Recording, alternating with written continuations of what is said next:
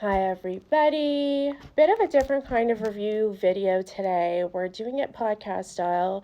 I wasn't really feeling very camera ready, but I wanted to talk about Neroli Outrenoir by Guerlain and compare it to Neroli Plein Sud, which I just got a little sample of.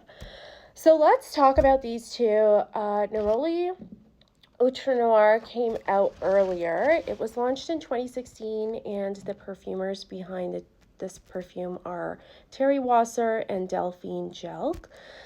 Neroli Plein Sud came out in 2024, so earlier this year. I believe it was January, but I think if you were friendly with your Guerlain sales associate, you could probably get it in December of 2023. And the perfumer behind it is Delphine Jelk, just on her own. Now, I love Neroli Outrenoir. That's why I do have a full bottle of it. And to me, Neroli Outrenoir is more of a tea perfume. And black tea as well as green tea are listed notes, but I think that for me, I just get more of a black tea. Now, if a tea perfume was launched today, you would get a lot of lactonic notes, you would get a ton of vanilla. It would probably lean closer to a chai than a black tea perfume. But because this came out in 2016, this is actually not a lactonic perfume. It's not very sweet. It really just stays in the arena of being a black tea that you would drink. Maybe you would put a little bit of lemon juice in it. People do that sometimes.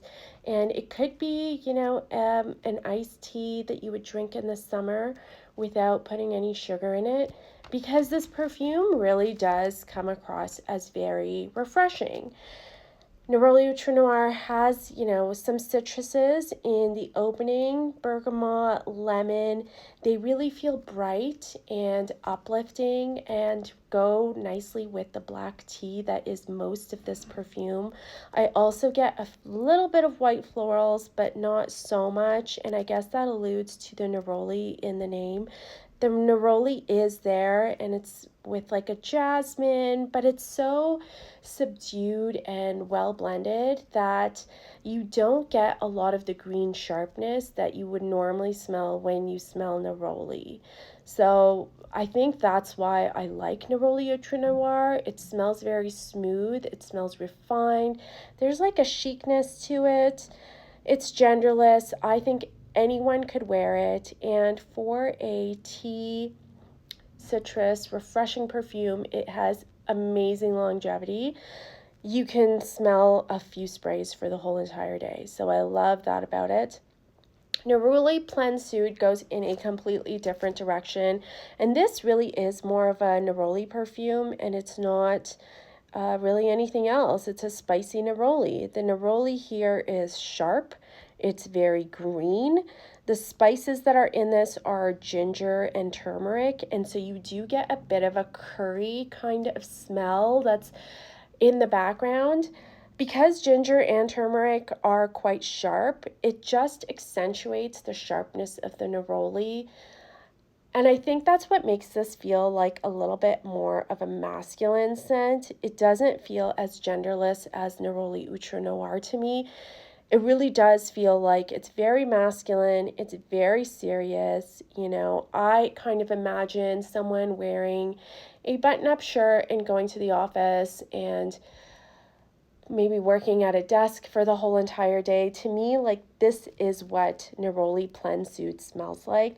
I know that some of the inspiration is supposed to be like the Sahara Desert or hot places, but I don't really get that because of how green and herbal this Neroli is. If you're looking for a comparison, I think that Nerolia Vetiver from the Acqua Allegoria line is really close to Neroli Plein Sud.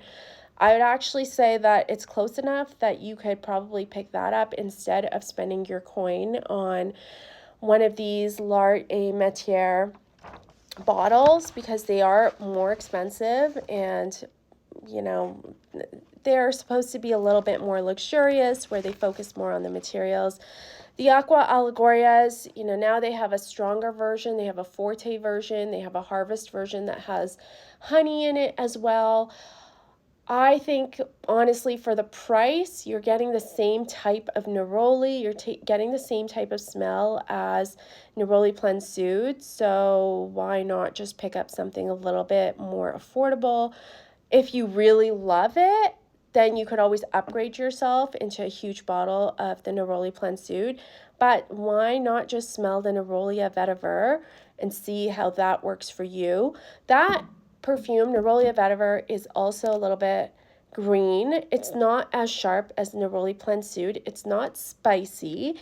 And the vetiver is really gentle. And vetiver is one of my favorite notes to wear in the summertime because it just feels earthy and grounding, but it's not a citrus. So I like that. It gives me that feeling of being air conditioned without actually giving me the cooling, refreshing zinginess of the citruses.